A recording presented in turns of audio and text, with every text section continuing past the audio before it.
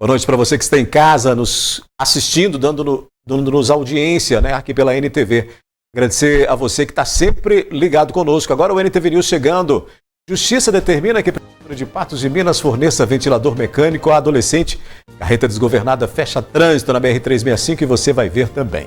Vítima de homicídio no Coração Eucarístico teria sido morta a tiros pela ex-cunhada. 20 tabletes de maconha são encontrados em tanque de combustível na BR-365. Adolescente fica ferido após invadir sinalização de parada obrigatória. Patos de Minas já registrou mais de 2.000 casos prováveis de dengue. 15.000 alevinos são soltos no córrego do Arroz pelo SOS Areado. Patos de Minas registrou 117 descargas elétricas nos últimos 30 dias. Comerciantes reclamam de acúmulo de lixo no bairro Nossa Senhora das Graças. Lotes sujos estão sendo utilizados para esconderijo e uso e tráfico de drogas. Mãe busca medida protetiva contra ex-companheiro para proteger a filha.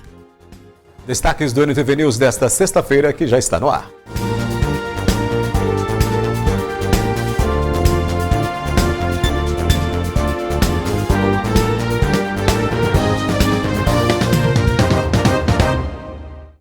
A polícia já divulgou ter identificado quem matou a tiros Weveni Quércia de Oliveira Lopes da Silva, de 30 anos, mais conhecida como Pretinha.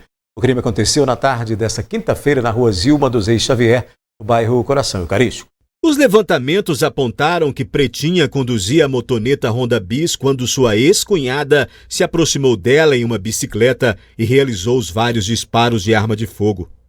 Pelo menos 3 deles atingiram a vítima. De acordo com as informações, Pretinha se envolveu em um desentendimento no dia 26 de janeiro deste ano, na porta da casa da mãe da mesma mulher apontada como autora do assassinato.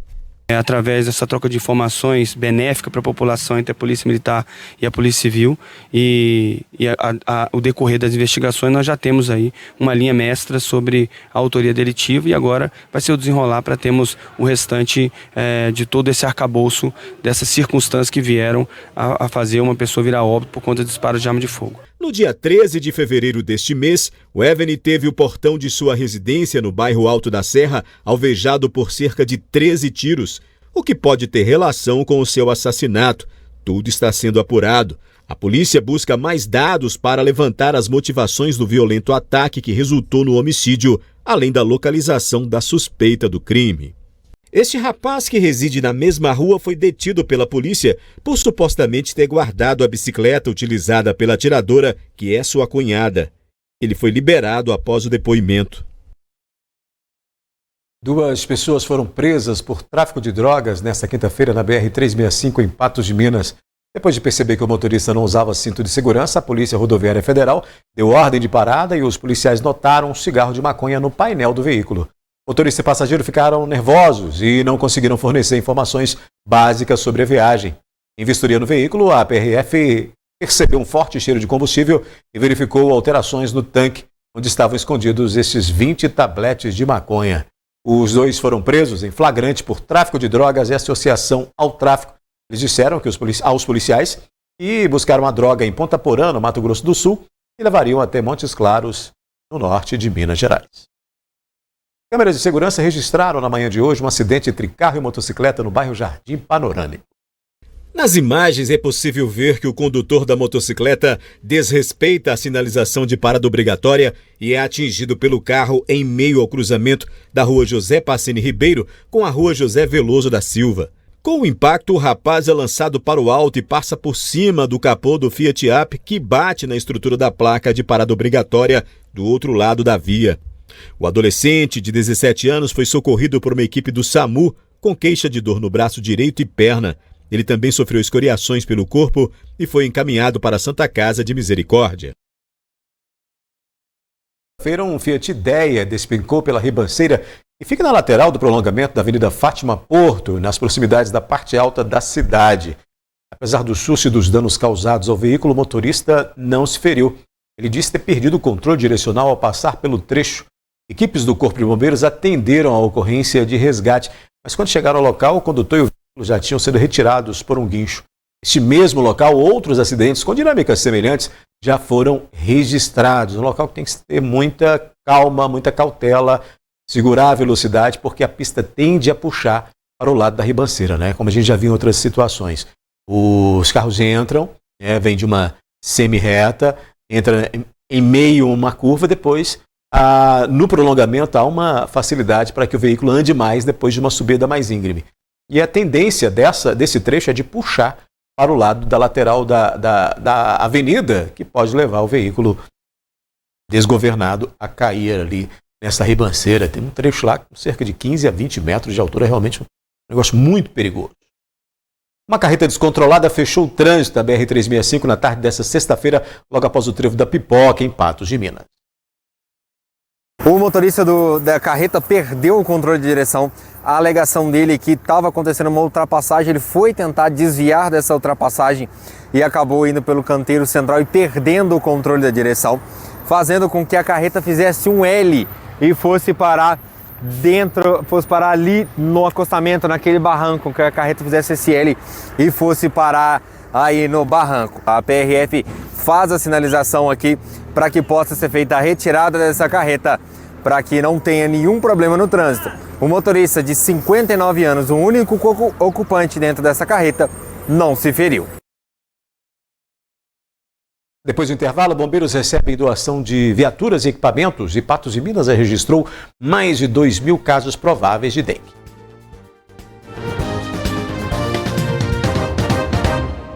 Foram entregues nesta sexta-feira ao 12º Batalhão do Corpo de Bombeiros de Patos de Minas veículos e equipamentos doados pelo Ministério Público de Minas Gerais e o Ministério do Trabalho de Minas. Foram 4 veículos destinados ao 12º Batalhão do Corpo de Bombeiros, sendo que um será destinado ao pelotão de patrocínio e outro irá para a Companhia de Unai. Os outros 2 veículos ficam em Patos de Minas. Um deles já estava sendo utilizado. Foram doados também equipamentos de combate a incêndios florestais. Acrescenta bastante na nossa frota hoje. E lembrando que não é só Patos, nós temos aqui a nossa região, abrange todo o Alto Paranaíba e Noroeste. Então são 39 municípios. E são recursos aí oriundos do Ministério Público do Trabalho e do Ministério Público do Meio Ambiente.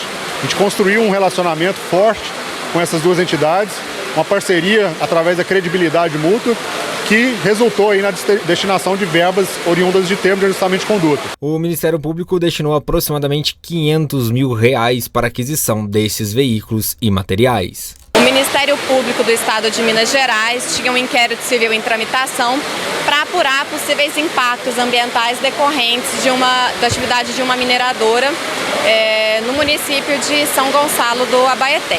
Foram constatados os danos ambientais e, em razão disso, o Ministério Público adotou as medidas necessárias para a reparação do dano ambiental, bem como estabeleceu em termos de ajustamento de conduta a previsão de medidas compensatórias em razão dos danos constatados.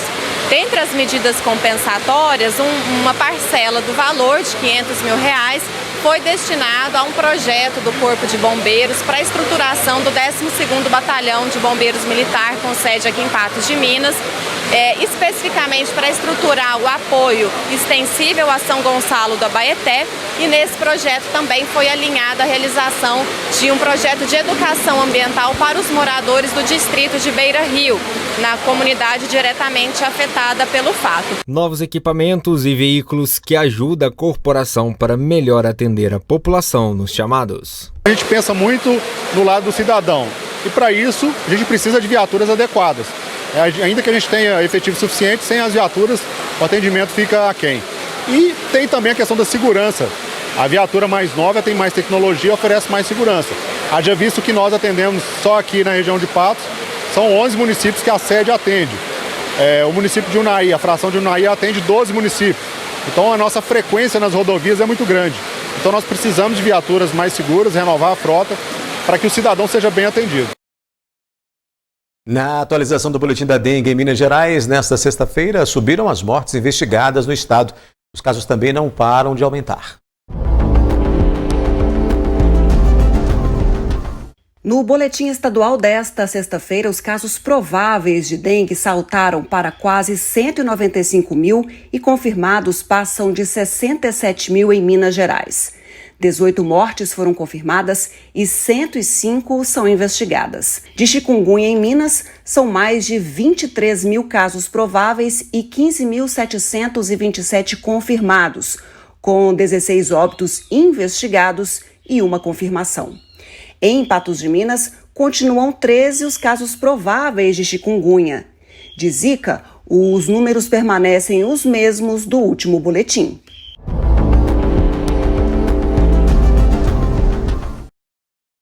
Patos de Minas já registrou 2.114 casos notificados de dengue. Essa informação consta no boletim epidemiológico divulgado nesta sexta-feira pela Prefeitura, que está aí na sua tela.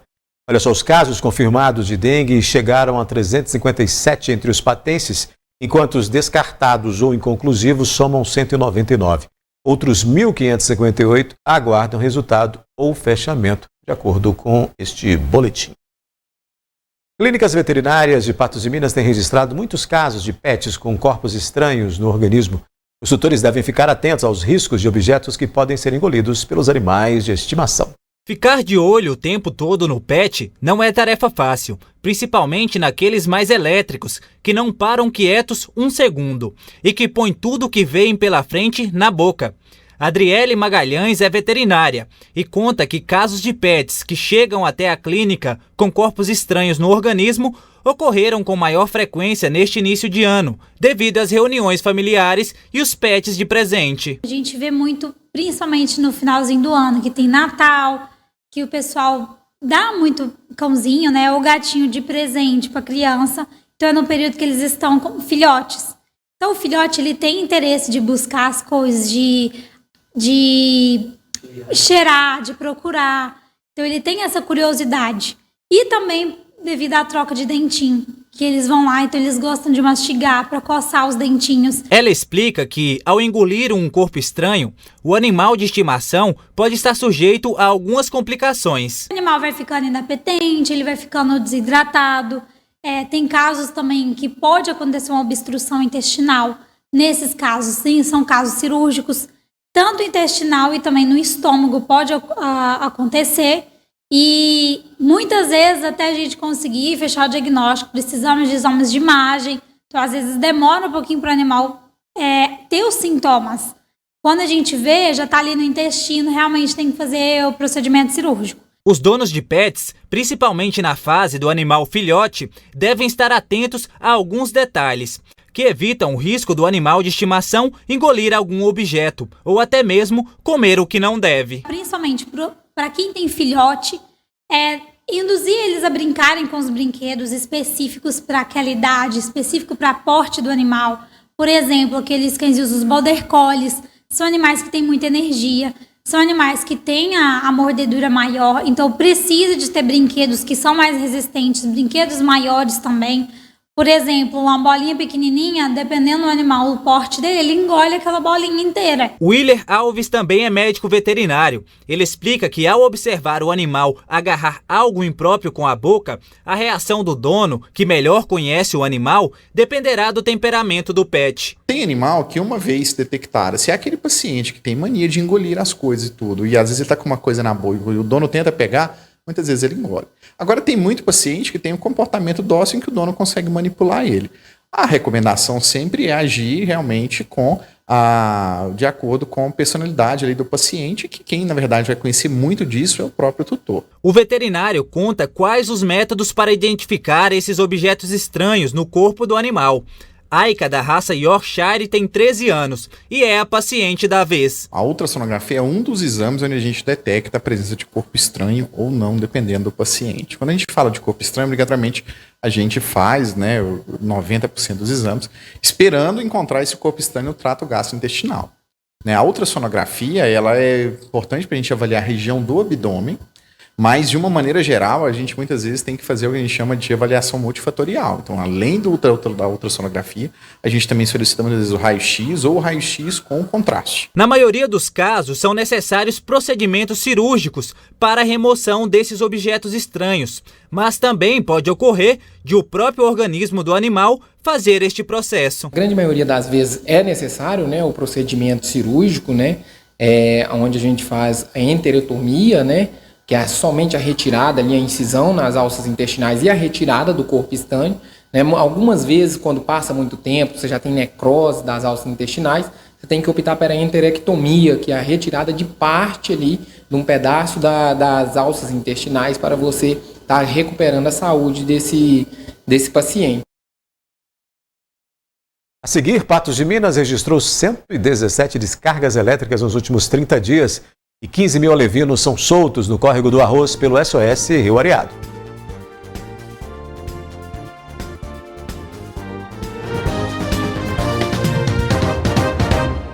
A gente começa esse bloco falando de futebol, né? O América interrompeu a sequência de bons resultados do Cruzeiro no Campeonato Mineiro.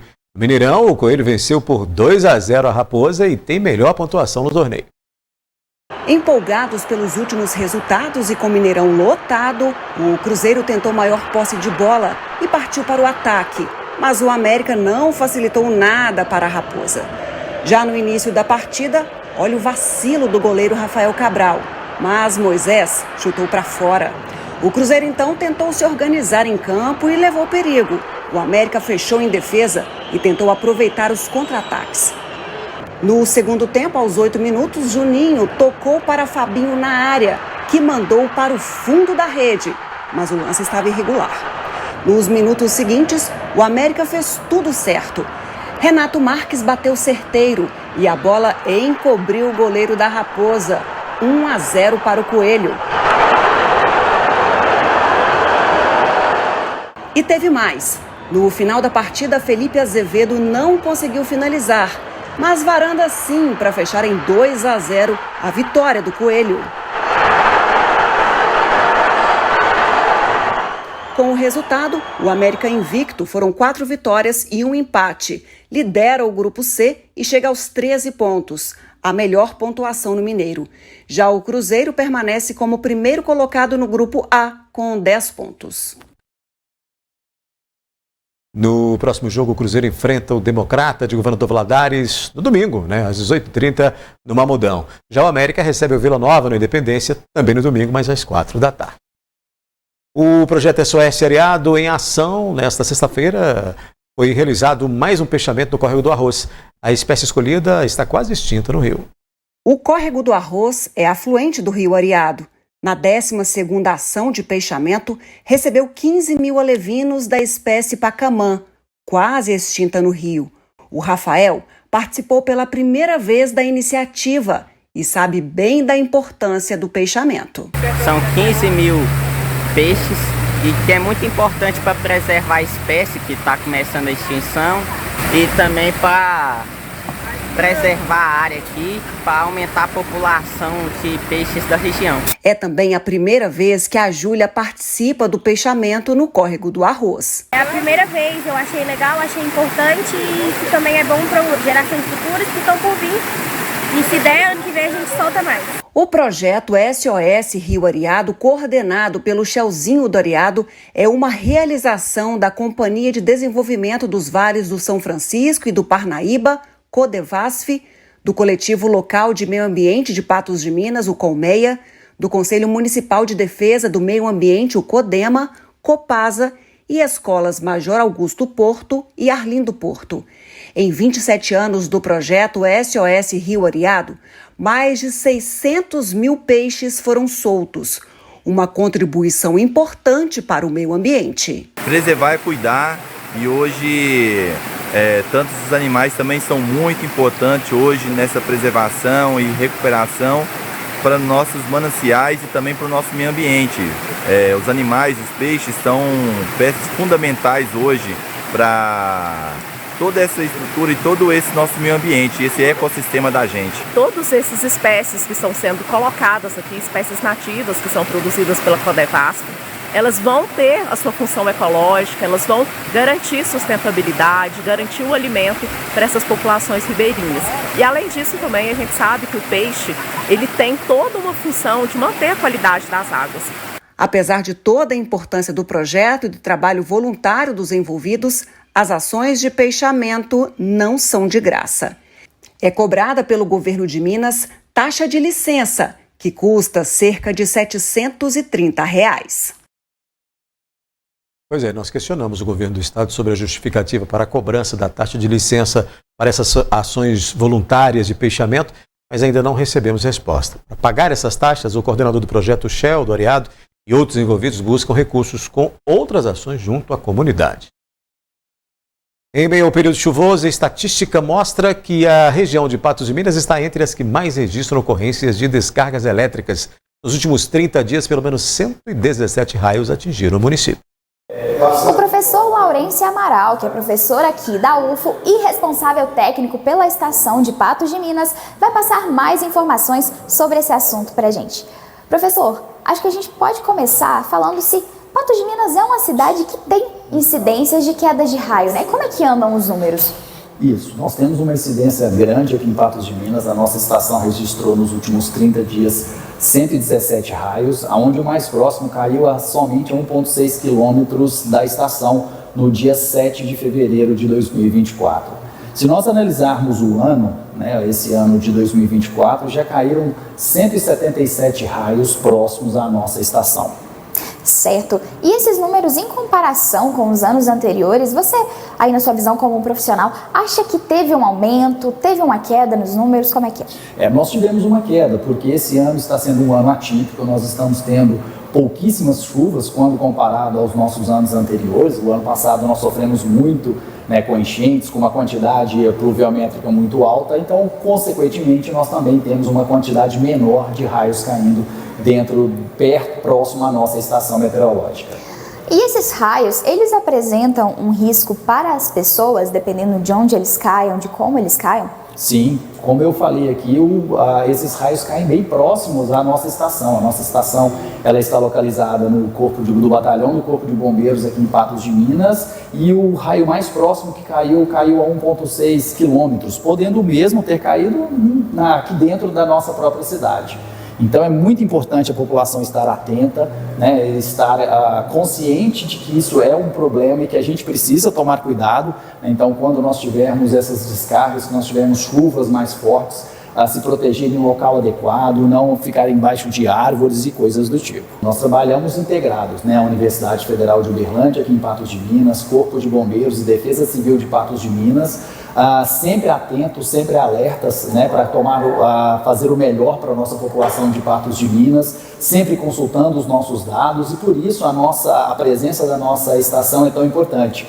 E gostaria de deixar um recado aqui. Nós temos um projeto nosso, né, UFO Bombeiros e Defesa Civil, o perfil @tempo.em.patos, onde nós colocamos todas as informações a respeito de previsão meteorológica do dia, presença de raios, chuvas e... Por falar no assunto, o IMET publicou alerta de chuvas intensas com ocorrências entre hoje e amanhã, né? Ou seja, hoje e nesse sábado também, no Alto Paranaíba e Noroeste. Então vamos aos detalhes na previsão do tempo. Previsão do tempo. Semana deve ser com tempo instável. Tendência é de céu com muitas nuvens e pancadas de chuva isoladas. A umidade relativa do ar registra 50%. No sábado, em Patos de Minas, as temperaturas variam entre 21 e 30 graus. No domingo, mínima de 20 e máxima de 28. Em Presidente Olegário, amanhã, variação de 21 a 31 graus. E no domingo, de 21 a 29. Em Rio Paranaíba, de 20 a 28 graus no sábado. E no domingo, de 19 a 29 graus. Em Varjão de Minas, a máxima prevista para o sábado é de 28 graus e no domingo de 21 a 27. E em Cruzeiro da Fortaleza, no sábado, mínima de 21 e máxima de 29 e no domingo, variação entre 20 e 28 graus.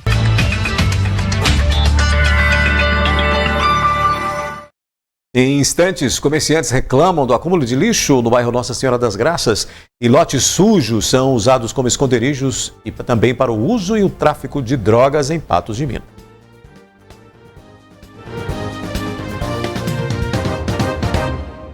Comerciantes do bairro Nossa Senhora das Graças estão indignados com o acúmulo de lixo próximo aos estabelecimentos. Um mau cheiro insuportável. Este é um problema relatado pelos moradores e também comerciantes aqui da rua João Maria de Souza com a rua Tomás de Aquino. O mau cheiro está decorrente devido a duas situações. A primeira delas é o vazamento do esgoto por toda a rua, gerando transtornos para toda a população. Em segundo plano, podemos observar essa extrema quantidade de lixo acumulada aqui no mesmo local, os moradores relataram que há cerca de 2 semanas o caminhão do lixo não passa para realizar a coleta, o que tem gerado grandes problemas aqui para a população. O barbeiro empresário, que tem um comércio bem ao lado, sabe bem dos transtornos causados por essa situação. E pela minha barbearia ser bem ao lado, né, da onde o pessoal coloca os descartes de lixo, né, coloca os lixos, tá acumulando um mau cheiro. Tem também agora o esgoto, né, que voltou a dar problema já há alguns dias. Então fica muito constrangedor para mim aqui na barbearia. Fica um mau cheiro, fica desagradável para o cliente, fica desagradável para a gente também, né, que é comerciante, para os lojistas aqui do lado também, porque eles precisam colocar o lixo, né, para ser recolhido. O lugar correto de colocar o lixo é aqui mesmo. Porém, não está vindo, né, o caminhão da coleta de lixo para fazer o devido serviço prestado, né, para a sociedade. E fica esse mau cheiro. Lucas, que também é comerciante na região, não aguenta mais tanto mau cheiro e sujeira, espera por providências. Tem peixaria aqui embaixo que está prejudicando os vizinhanças também, porque o lixo, realmente, lixo de peixe, é um lixo que perece rápido. Então, traz um odor forte, um odor ruim para a região. Mas a forma de descartar que a gente faz é correta, só que por causa de esse grande volume de morador de rua, catador de recicláveis, não que eles estejam errados, catar recicláveis, mas que faça com alguma forma que não prejudique, correta, que não suje. Talvez até incentivo da prefeitura, como ensinar um curso educacional, algum incentivo para eles, para catadores, poderia ser uma boa campanha, hein?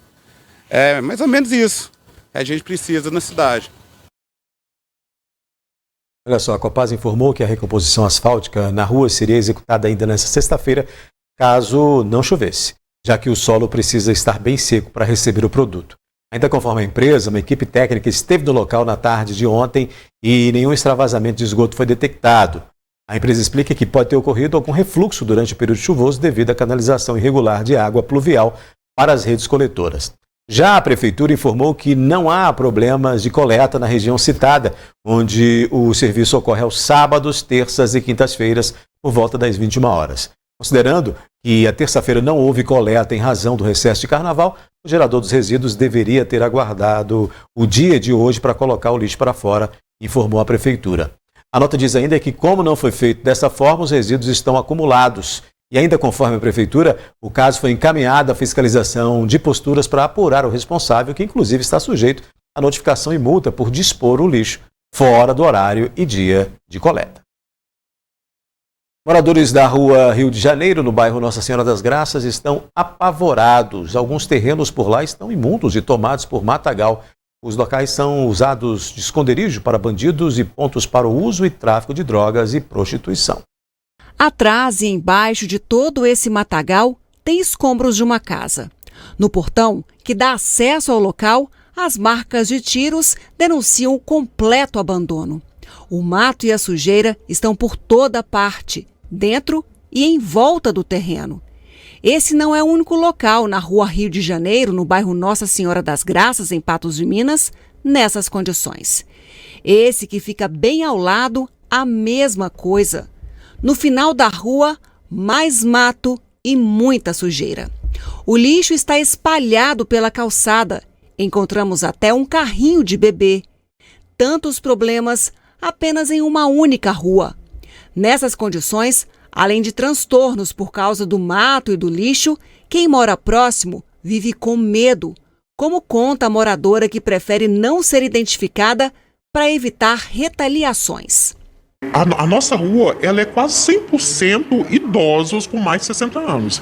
Lá não tem jovens, não tem crianças, muito raramente você vê. E o bairro também é quase todos de idosos. E a minha rua é cheia de pessoas acamadas, doentes, né? Todos com problema de saúde e não dorme. Você não dorme ali naquela rua mais, né? Eles mesmos destruíram a casa, os moradores de rua, né? E virou um mato. E lá se transformou num local de prostituição, de venda e compra de drogas, uso de drogas, e esconderijo de coisas roubadas, que isso aí nós que vivemos lá sabemos o movimento grande que é lá dentro, né? A moradora conta que os furtos e roubos são frequentes também na vizinhança e que os terrenos são usados para esconder os materiais. Eles roubam ali em volta, sempre tem um roubo, né? Sempre que tem uma oportunidade, tem um roubando e a polícia está ali quase todos os dias procurando um que roubou. Hoje mesmo já prendeu um lá na rua, que roubou e fica escondendo lá. Os moradores já acionaram a prefeitura e protocolaram denúncias na ouvidoria. Nós já denunciamos na prefeitura, na ouvidoria da prefeitura, e não tivemos resposta. Então a gente liga para eles de novo, a prefeitura, da ouvidoria, fala assim: mas nós já notificamos o morador, mas o morador não tomou providências, né? Nem o do lote, mais em cima da rua, nem o da casa abandonada. O do dono da casa abandonada eu não sei quem é, mas do lote a gente sabe quem é a família, né? Mas ninguém, eles mesmos vivem por ali, ninguém toma providências. E quem sofre somos nós, né? O que os moradores da Rua Rio de Janeiro esperam é uma providência. Eles não aguentam mais viver cercados por mato, lixo, usuários de drogas e bandidos. O que que é meu sonho é que a prefeitura, assim, as autoridades, não sei quem é que vai responsabilizar por isso, fizesse alguma coisa para que, assim, meu sonho é que passasse um trator ali dentro daquela casa, daquele lote, e fechasse. Porque aí, o tanto de gente que fica lá dentro, ele não tem como ele ficar na rua, é muita gente que entra lá para dentro. Em nota, a Prefeitura de Patos de Minas informou que os protocolos das denúncias são de ontem e, conforme respondido no sistema, a situação de abandono do imóvel será fiscalizada em até 15 dias e será feita a notificação do proprietário do imóvel. Depois de receber a notificação, o proprietário terá o prazo de mais 15 dias para realizar a limpeza. Caso não faça, está sujeito a multa. Daqui a pouco, mãe busca medida protetiva contra ex-companheiro para proteger a filha. E Justiça determina que a Prefeitura de Patos de Minas forneça ventilador mecânico à adolescente.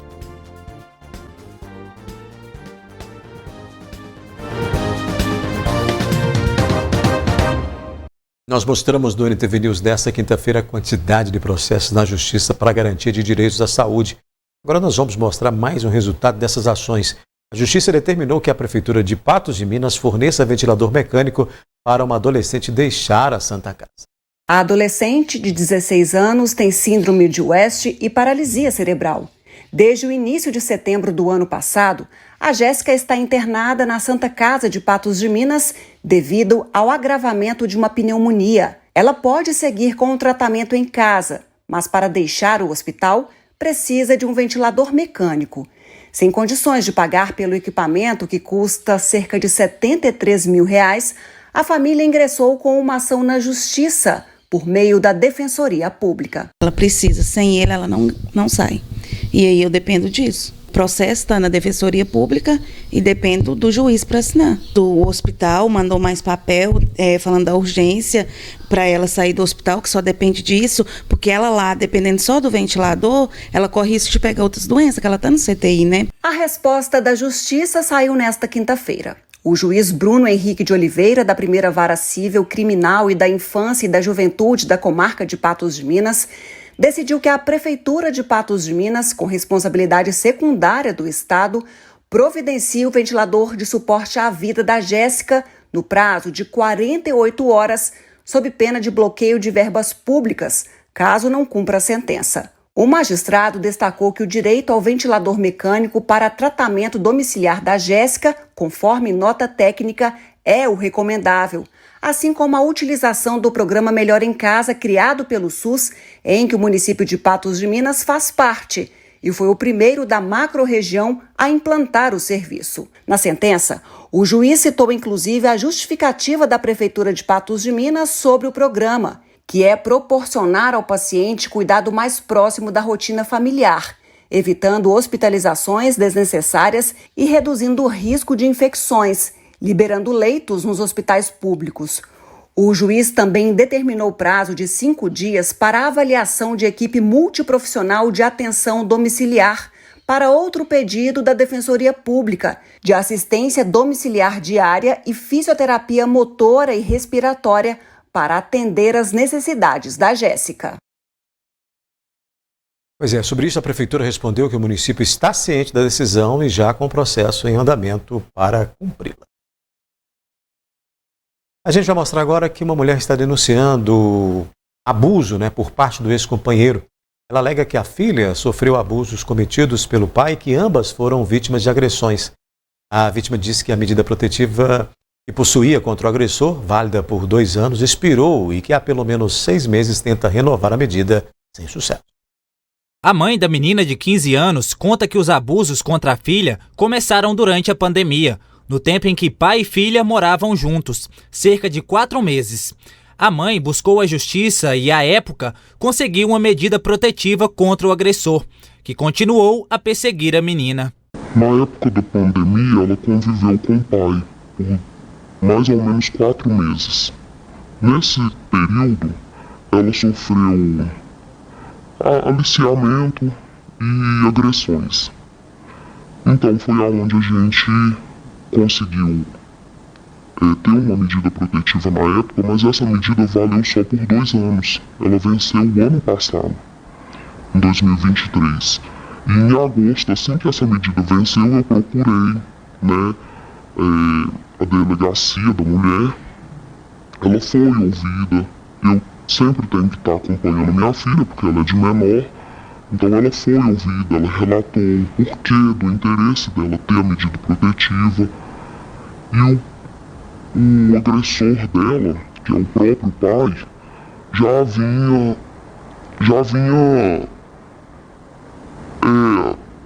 perseguindo ela. Ele estava perseguindo ela, foi na escola, foi no curso de informática dela. O diretor da escola foi, testemunhou na delegacia, porque ele viu que o pai dela é uma pessoa que não está nem com o juízo certo. Porque ele estava descumprindo a medida protetiva. Ela valia na época e ele já estava descumprindo. Ele se sente assim que parece que não tem justiça para ele. A mulher de 34 anos deseja renovar a medida protetiva, que já venceu. A mulher disse que busca obter a medida há pelo menos 6 meses. Eu estou em busca de uma medida protetiva já tem 6 meses.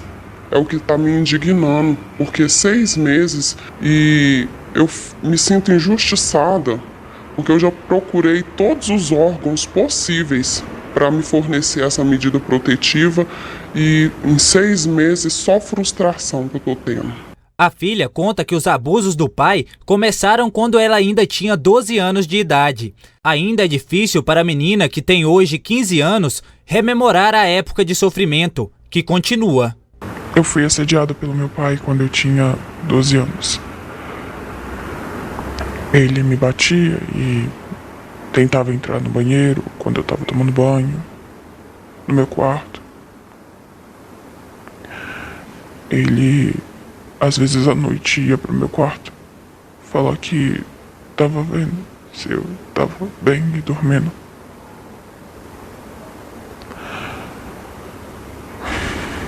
O agressor justificava os abusos contra a filha com base na religião. Ele dizia para a menina que no Antigo Testamento o ato era normal, até que a filha não suportou mais os abusos e contou tudo o que se passava para a mãe. Ele dizia que isso era normal. Ele era evangélico. Teve uma vez que ele virou para mim e falou que Eva e Adão teve os filhos deles. E os filhos deles se relacionavam para ter mais. Então ele falava que isso era normal. Irmãos, pais.